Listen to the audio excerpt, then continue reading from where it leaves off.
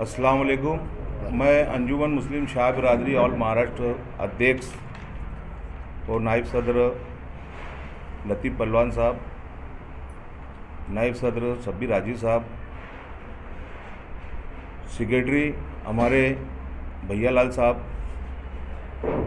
और बॉडी के तमाम गांव से आए हुए जिम्मेदारान, शहर के लोग, मीडिया के लोग और तमाम लोगों का पहले तो मैं अल्लाह ताला का शुक्र अदा करता हूँ, बाद में आप लोगों का कि मेरे फ़ोन के ऊपर आप लोग जमा हुए, तो मैं पहले तो आपका दिल की गहराइयों से आपका इस्तकबाल करता हूँ। मीडिया लोग का, अखबार वालों का, हमारे समाज के लोगों का, हमारे शहर के मशहूर और मारूफ एडवोकेट न्याज लोधी साहब, मेरी तरफ से, मेरे परिवार की तरफ से, अंजुमन मुस्लिम शाह बिरादरी की तरफ से मैं एडवोकेट लोधी साहब, न्याज लोधी साहब का दिल की गहराइयों से इनका इस्तकबाल करते हैं हम, और अल्लाह ताला से दुआ गो है कि अल्लाह ताला इनकी इज़्ज़त में और चार चांद लगाए और इन्होंने जो बाखूबी ईमानदाराना तरीके से हमारे केस को लड़ा, हम उनका भी तहे दिल से शुक्रिया अदा करते हैं।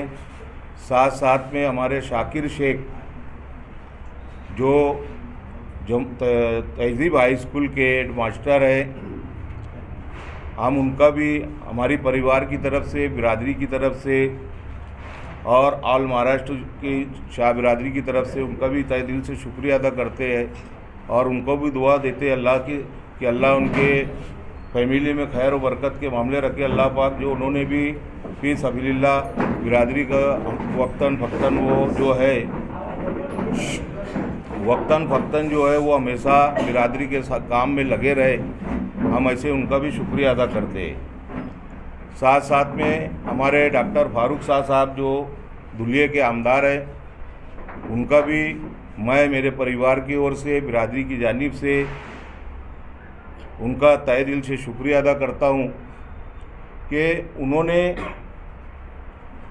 सच्चे इंसान की कदर किए और उन्होंने हमारा साथ जो दिया, मेरे पास अल्फाज नहीं है उनको बोलने का शुक्रिया कि जज़ाकल्लाह तो एक बहुत बड़ा लफ्ज़ है, लेकिन वो मेरा ऐसा दिल उस पर भी नहीं भर रहा है कि मैं उनका शुक्रिया कैसे अदा कर सकूँ। बहरहाल अल्लाह ताला उनको बेहतरीन जज़ाए खैर दे कि उनको दुआएं देने का एक मकसद मेरा ये है कि 2014 में अंजुमन मुस्लिम शाह बिरादरी और महाराष्ट्र का चुनाव हुआ बड़ी मालेगांव स्कूल में। तमाम मीडिया के लोगों ने भी देखा था, अखबार वालों ने भी, बिरादरी ने भी, कि 10 से 15 हज़ार लोगों के अंदर मुझको नॉमिनेट किया गया। एक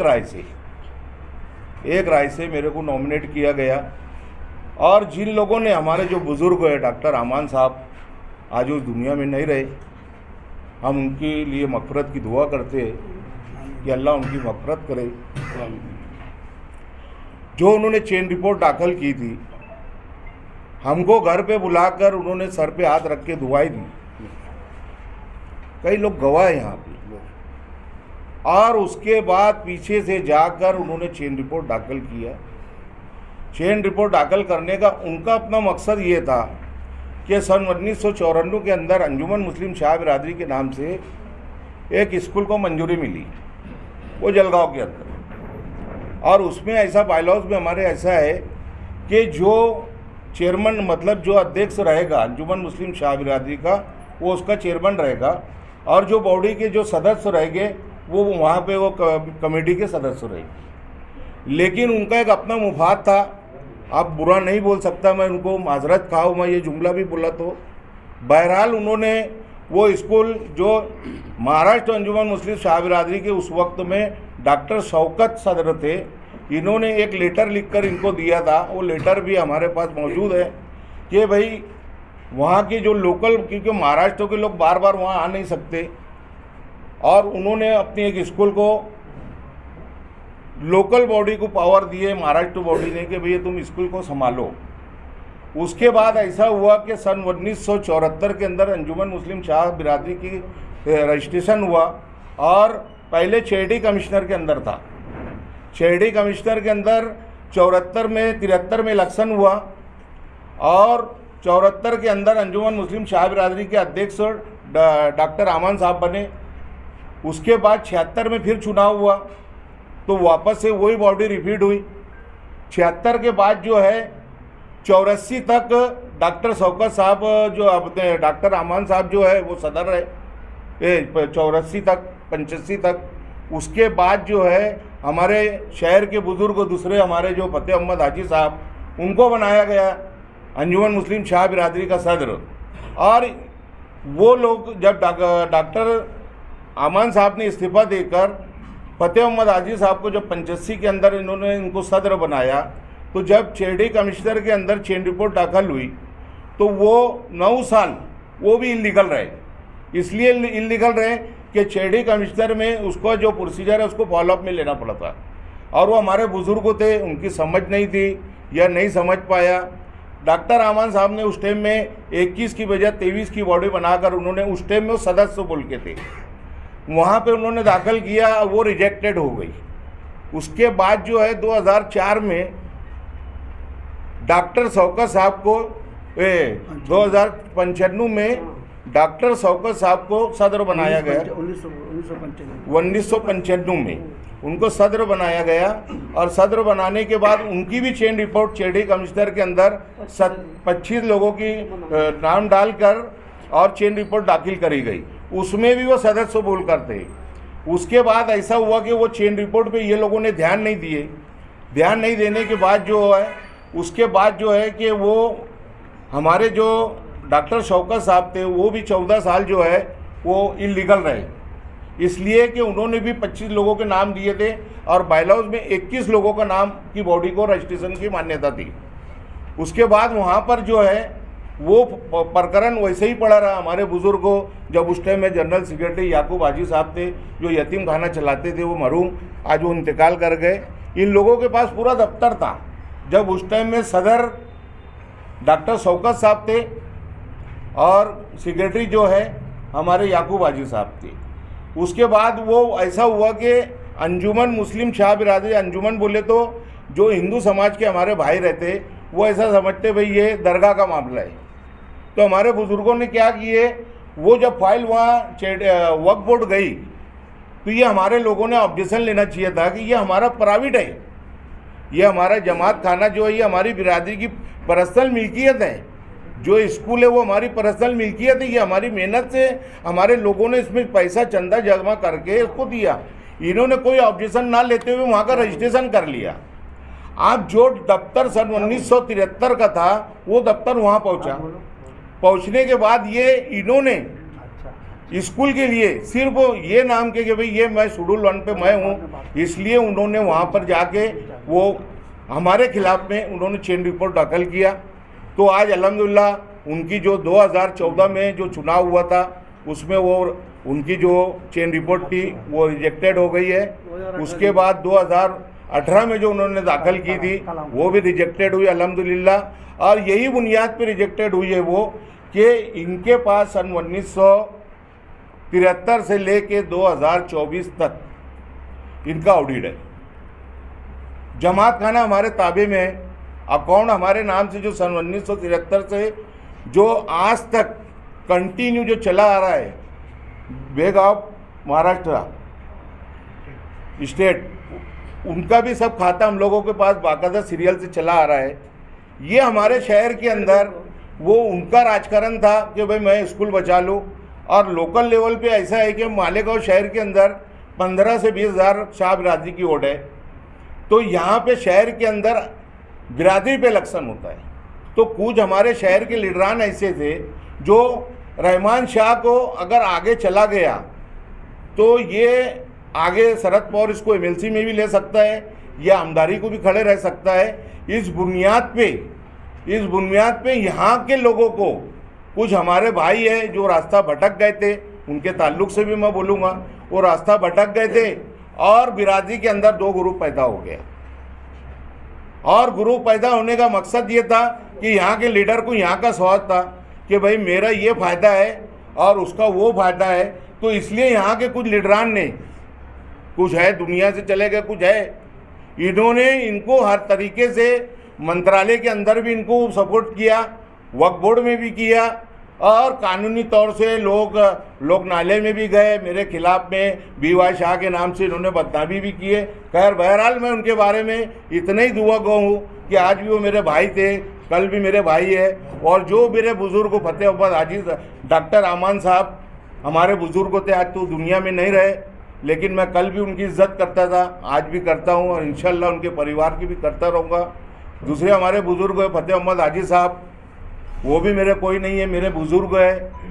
कल भी मैं उनकी इज़्ज़त करता था, आज भी करता हूँ, और पीछे भी करता रहूँगा इंशाअल्लाह। इसी तरीके से हमारे कामरेड हाजी अब्दुल रहमान शाह साहब, जो अभी कुछ चंद महीनों से बोल रहे हैं कि मैं अंजुमन मुस्लिम शाह बिरादरी का सदर हूँ। ठीक है, आप बोल रहे हो, आप हमारे बड़े हैं, हम आपकी बात का जवाब नहीं दे सकता। ये सबसे बड़ा मर्तबा तुम्हारी इज्जत करने का ये है मेरा, कि मैं तुमको जवाब नहीं दे रहा, इसलिए कि डॉक्टर अमान साहब ने भी मेरे को बहुत बुरा भला कहा, दुनिया से चले गए। आपने भी कहा मुझको, लेकिन मैं आपका बेटा हूँ, आप हमारी सरपरस्ती करो। और बिरादरी के जो मसाइल रुके हुए, जो उसको करना बहुत बेहद ज़रूरी है, क्योंकि गवर्नमेंट से बहुत सारी स्कीमें हैं जो हमारे गरीब भाइयों को, जो मजदूर तबका है, उनको घर बना के मिल सकता है, ऐसी स्कीमें हैं।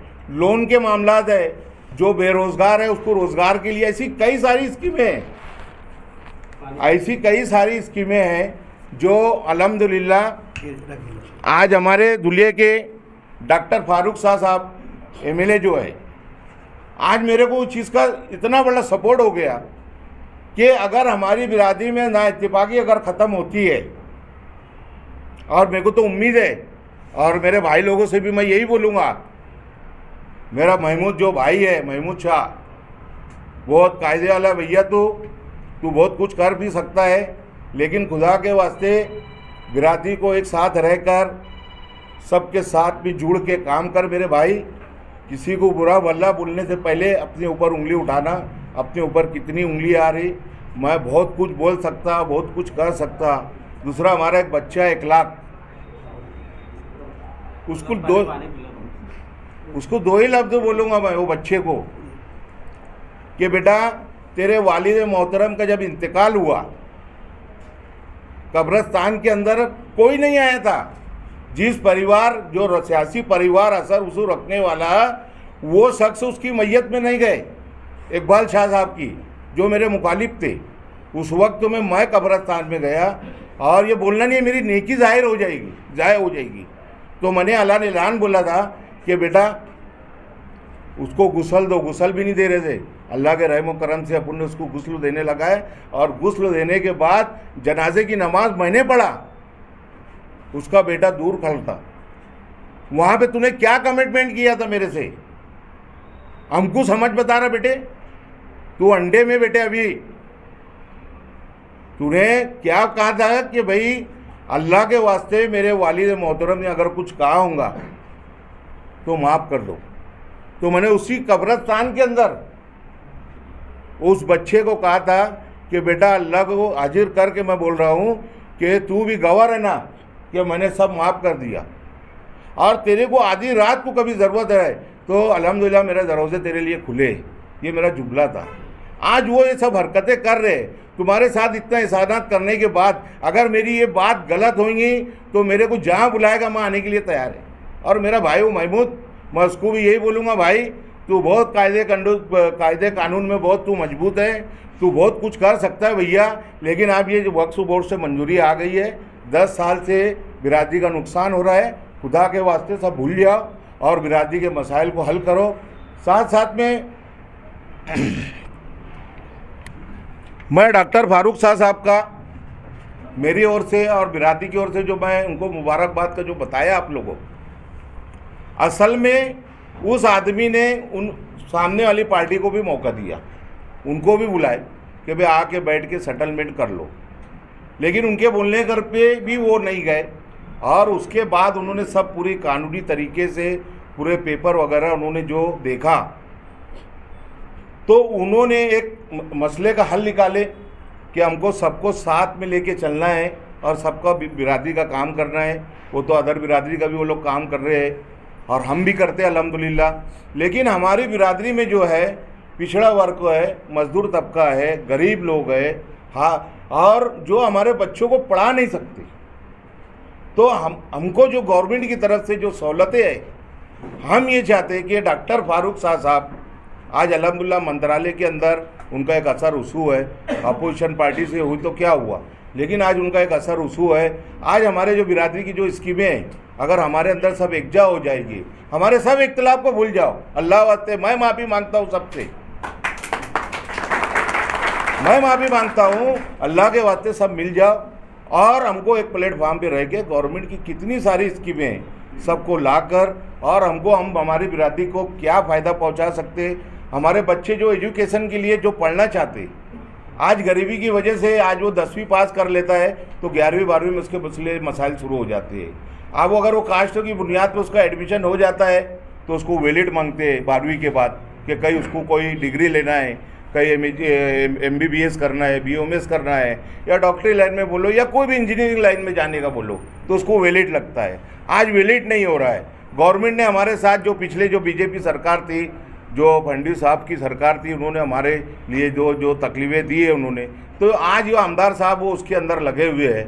वो भी काम अल्लाह पाक ने चाहा अनकरीब आमदार साहब वो अल्लाह के रहम करम से हम अभी कुछ दिन पहले गए थे, मिलकर आए। बहुत उम्मीद है कि हमारा कास्ट सर्टिफिकेट और वैलिड का जो मसला है, हमारी सोच ये है आमदार साहब की और मेरी कि हमारा 12वीं का बच्चा खुद समाज कल्याण जाए और उसका वैलिड करके लेके आ जाए।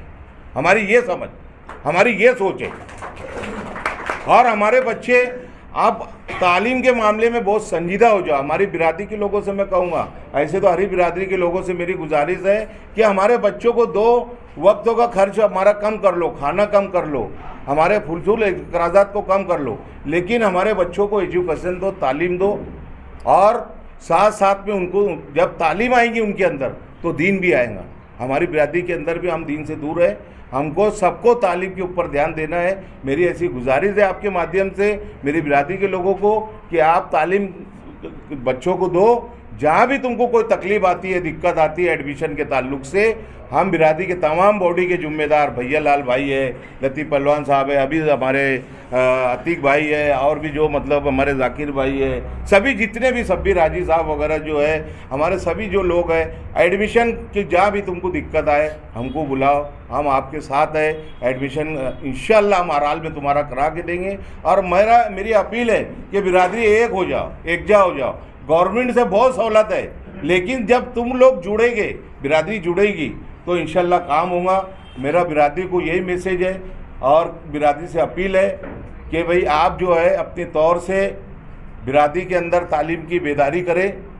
और हम आमदार डॉक्टर फारूक साहब से भी मेरी गुजारिश है कि जैसे तो इन्होंने अभी हमको मदद की, आगे भी हमारी बिरादरी के मसाइल के लिए वो मदद करेंगे और मदद कर रहे हैं। और इंशाल्लाह अनकरीब उनका वो काम होने के बाद उनको शहर के अंदर इंशाअल्लाह उनको हत्ती पे बैठाकर उनका एक बड़ा इस्तकबालिया दिया जाएगा। और साथ साथ में उनको एक चांदी का ताज भी पहनाया जाएगा। ये बिरादरी की तरफ से रहेगा, ये मेरा स्पेशल नहीं, बिरादरी की तरफ से रहेगा। नहीं तो आप बिरादरी बोलेंगे चलो पहलवान के खर्चा हो रहा, अपना बच गया। और कास्ट वैलिड का जैसे ही काम हो जाएगा इंशाल्लाह मालेगांव शहर के अंदर ADT हाई स्कूल के अंदर एक बड़ा प्रोग्राम, आलीशान प्रोग्राम लिया जाएगा और उनको बाकायदा इस्तेमालिया दिया जाएगा और उनका शुक्रिया अदा किया जाएगा। हाँ, ये हमारे जो वकील साहब है वो आपको जो ऑर्डर हुई तो उसका थोड़ा कुछ पढ़ के सुना देंगे। जो है 2014 की और 2019 की अब्दुर्रहमान शाह साहब की मंजूर की गई। और डॉक्टर अमनुल्लाह शाह साहब जो हैं उन्होंने जो दाखिल किया था, उनकी जो चेंबर 2014 की और 2018 की उसको रिजेक्ट किया है वक्फ बोर्ड ने। और इस बात को भी हम पेश कर देना चाहते हैं कि तमाम रिकॉर्ड जो है इस सोसाइटी का शुरू से अब्दुर्रहमान शाह साहब के पास आज है। यहाँ पर अंजुमन शाह बिरादरी की अपनी जमात खाना है शादी का, और 2024 तक का तमाम रेगुलर ऑडिट जो है वो भी इन्होंने किया, और ऑडिट भी उन्होंने वहाँ पे वक्फ बोर्ड में दाखिल किया। उसकी जो कंट्रीब्यूशन फ़ी है वो भी दाखिल की गई। तमाम जिन्हें कानूनी पेचीदगियों को देखते हुए और तमाम नुकात को मद्देनजर रखते हुए कोर्ट ने फैसला लिया कि आज की इस तारीख में अब्दुर्रहमान शाह साहब का जो बोर्ड है, इनके जो प्रेसिडेंट है, वाइस चेयरमैन है और बोर्ड के तमाम लोग हैं, ये लीगल है और यही लोग काम कर रहे हैं। इनके ही कब्जे में शाह बिरादरी है और ये लोग है। लीगल पोजीशन को देखते हुए कोर्ट ने फैसला दिया। हमारी मालूमात ये है कि पिछली जो हेयरिंग हुई थी जी, उस हेयरिंग के बाद में ये कहा गया था कि सामने वाली पार्टी भी जवाब दाखिल करे, उसकी एक कॉपी सामने वाली पार्टी को दी जाएगी, उसके बाद अगली तारीख लगेगी और अगली तारीख पे उसका आर्गूमेंट होगा, उसके बाद फैसला लिया जाएगा। लेकिन ये आर्गूमेंट की तारीख से पहले ही लेटर दे दिया गया, इस पर क्या खुलासा? नहीं, ये आपकी मालूमात गलत है। आपकी मालूमात गलत है। जिस वक्त जो हेयरिंग हुई उस वक्त डॉक्टर अमरुल्लाह शाह साहब के जो वकील साहब हैं, कलीम एडवोकेट कलीम साहब, मेरा ख्याल है कि औरंगाबाद के हैं, उन्होंने आर्गूमेंट कर दिया। आर्गूमेंट करने के बाद बोला कि भाई, कोर्ट ने उनसे पूछा कि आपको इसके ऊपर कुछ और बोलना है, तो उन्होंने कहा कि नहीं, हमारा जो जवाब है और मैंने जो आर्गूमेंट किया है वो काफ़ी है। उन्होंने ये बात को वहाँ रख दिया गया। और मैं जो है अब्दुर्रहमान शाह साहब की तरफ से हाजिर था। मैंने कहा कि चूँकि हमको एक ही दिन पहले नोटिस मिली है, तो मुझको भी आर्गूमेंट करना है और मुझको अपने तमाम रिकॉर्ड्स हाजिर करना है। तो कोर्ट ने कहा कि भाई 12 तारीख तक के आपको टाइम दिया जाता है, 12 जून तक के आपको टाइम दिया जाता है, उस तक के आप दाखिल कर दीजिए। तो हमने 12 जून को जैसा कोर्ट का ऑर्डर था उसके हिसाब से अपना रिटर्न आर्गूमेंट भी दिया है, और मैंने जो ओरल आर्गूमेंट बोला तो वो भी था। और उनके वकील साहब डॉक्टर अमरुल्लाह शाह साहब तो इस दुनिया में आप नहीं हैं, उनके लड़के और अब्दुर्रहमान अजीज़ मियाँ कामरेड जो हैं वहाँ हमारा मनमाड़ के, और उनके साथ में और भी लोग भी वहाँ हाजिर थे। वो सब के सामने ये बात हुई और इनके वकील ने कहा कि भाई ठीक है, ये अगर देते हैं तो इनका ले लीजिए, हमारा जो कुछ बोलना हमने बोल चुके हैं। इसलिए आपको जो मालूमात दी गई है कि 12 तारीख के बाद और वापस आर्गूमेंट होना चाहिए था, ये बात गलत बात है। 12 तारीख मुझको दी गई थी, जो मैंने दे दी, उसके बाद कोर्ट ने फैसला दिया। ये इसको चैलेंज करने का इख्तियार हर पार्टी को रहता है। तो इसको जो ट्रिब्यूनल है, वक्फ ट्रिब्यूनल औरंगाबाद में ही है, वहाँ इसको हर आदमी चैलेंज कर सकता है। जिसको भी जाना है जा सकता है, कर सकता है, कानून में उसकी है। कल से एक बात और गश्त कर रही है वकील साहब कि जो लेटर दिया गया वक्फ बोर्ड से, वो छुट्टी के दिन में दिया गया, सैटरडे के दिन छुट्टी थी, और 100 आयुक्त जिनको अथोराइज है लेटर इशू करने का, उनकी विदाउट एंट्री के बिगर मतलब वो वहाँ नहीं थे। जिन्होंने उस पर साइन किया है, साइन किसी और की है, सिक्का किसी और का है, जिन्होंने साइन किया है वो भी अथोराइज नहीं है, उनको अधिकार नहीं है, इस तरीके की बात भी चल रही है। जो भी वो बात भी गलत है। छुट्टी दिन की ये रिकॉर्ड नहीं मिला है हमको। रिकॉर्ड के अंदर आप देख लीजिए 28 तारीख को रिकॉर्ड दिया है। उस वक्त तो कोर्ट चालू थी और हमको कोर्ट के पीरियड में ही रिकॉर्ड मिला है, और वहीं से हमने नकल हासिल की है। नकल हासिल करने के बाद ही हमने डिक्लेयर किया है, उसके पहले हमने कोई चीज़ डिक्लेयर नहीं की। तो आपको जो बताया जा रहा है कि अनऑथोराइज पर्सन ने सही करके दिया है, वो भी बात गलत है। सिक्का भी वक्फ बोर्ड का है, ऑथोराइज पर्सन की सिग्नेचर है, और इस किस्म की जो बातें अगर कर रहे हैं तो वो गलत बयानी कर रहे हैं और मिसगाइड कर रहे हैं लोगों को, साथियों को मिसगाइड किए जा रहे हैं।